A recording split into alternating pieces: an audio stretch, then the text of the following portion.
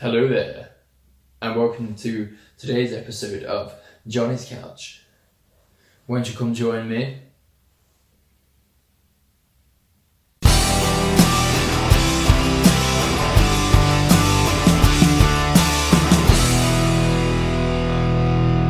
Hey, welcome to today's episode. And unfortunately, Johnny's Couch did get cancelled due to his creepiness, so I am taking over as Johnny the Strength Coach, not pervy, creepy Johnny. He is going to be saved for another time. Let's hope he doesn't come out too soon though, because that guy is creepy. Anyway, so today's episode is going to be over protein and weight loss and how the two are connected. So I'm going to go over a particular study that I've been reading over, or actually two studies that I've been reading over. And one of the studies is about a group of people who took part in a year's study. Now, there are some stipulations to this study as to why the groups actually lost weight. And the main one being the fact that there were both groups in this study were in a 500 calorie deficit. So what does that mean? 500 calorie deficit. So the average male, for instance, is 2,500 calories as their maintenance range, and the average female is 2,000 calories as their average maintenance range. Now, I'm using averages. Each person has their own metabolic calculator where their calorie range comes up to different numbers, but a 500 calorie deficit being of a male, they average 2,500, and of course in a deficit they're going to be on 2,000 calories. For a female, they're on 2,000 calories as an average for their maintenance, and of course the female being on 1,500 calories as her deficit range. Now, these were the main drivers as to why both groups lost a significant amount of weight. And actually, they came up with an amount of weight over the course of a year of around about 9.9% to 11.2% of their actual weight or total weight. So that is a very good amount of loss. So, great, we figured it out, the Holy Grail. It's just not eating as much. It's a shock.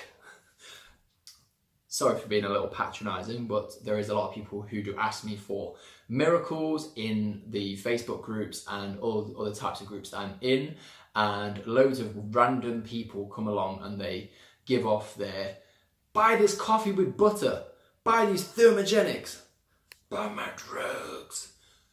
And of course, none of them worked, and they all come back after a period of time saying, actually, I would like to learn actually how to really lose weight.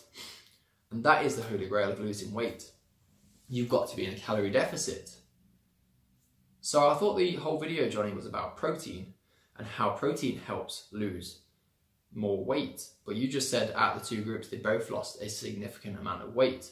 And out of the two groups, the weight actually wasn't any different really in terms of their total weight loss. So why is protein better with a high protein diet? You see, out of the two groups, one of the groups were on 1.6 grams of protein per kilogram of their body weight, and the other group were on 0.8 grams of protein per kilogram of their body weight. So the one group had around about 1 gram per kilo of their own body weight higher than the other group. And actually what this led to was a higher amount of fat loss within that group, the 1.8 grams of people, of course, being that group. And what that actually meant was, because there was a higher fat loss, they maintained more muscle mass due to the protein synthesis in their body. So their muscles actually stayed around the same, and they didn't decrease too much as they were in a calorie deficit, because unfortunately, due to being in a calorie deficit, a lot of the time people can lose muscle mass, and you want to retain and hold onto as much muscle mass as possible. And the other group, of course, the ones being on the lower protein, didn't actually hold onto their muscle mass quite so well. So when they lost some of their weight, a lot of it, or at least some of it, was muscle mass as well as fat. So out of the two groups, they pretty much weighed the same, but their body fats were quite different. There was quite a few percentage difference between the two. And of course, because the one group had a higher amount of protein, they retained more muscle mass. So if you look on the scales and you weigh the same on a diet, but you're on a high protein diet and you're in a calorie deficit, it could mean that you're losing body fat, but you're either putting on muscle mass or you're at least maintaining muscle mass. So your weight doesn't look that different on the scale. So don't worry if you're not going down on the scales too much, focus on what's in the mirror. If you want to do body fat tests, there is many ways you can do body fat tests. There is, of course, the electronic ones you can get at the gyms themselves.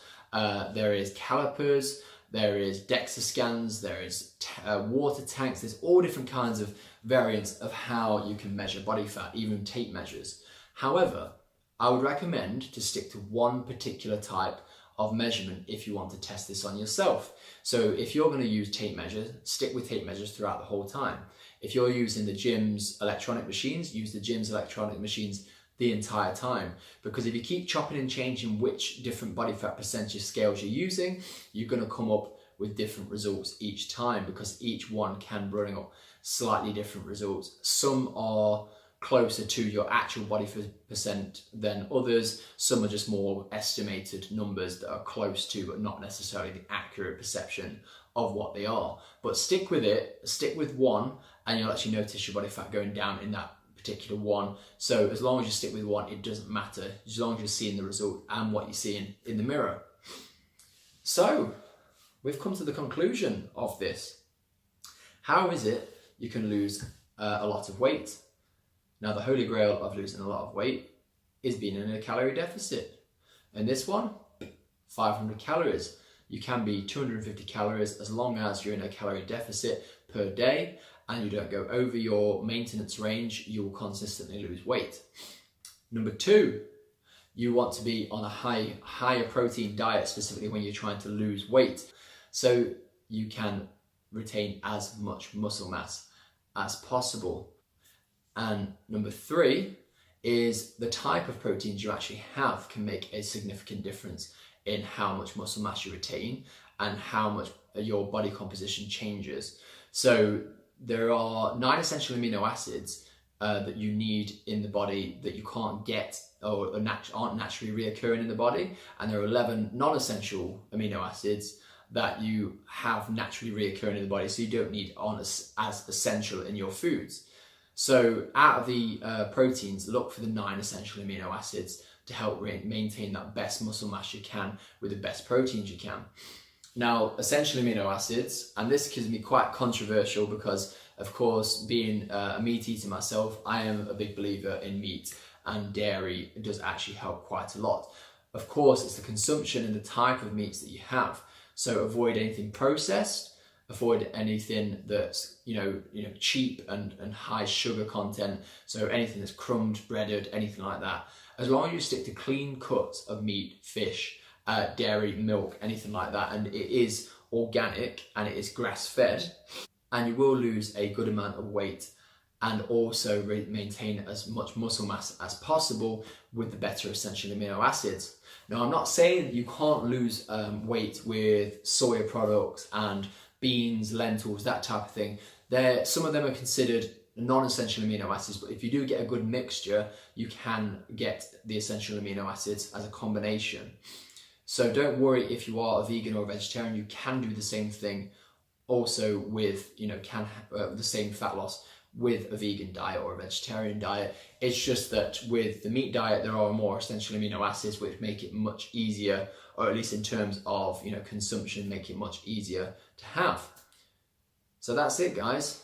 You just really need to have high protein, calorie deficit, and good protein.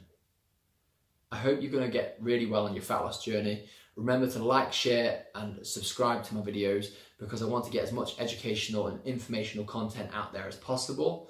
And if you don't, Creepy Johnny's going to come back and he's going to sit with you on the couch. He's going to make you a little bit uncomfortable. So you better subscribe. Do it. Do it now. Creepy Johnny's coming back. Alright, I'll see you later, guys.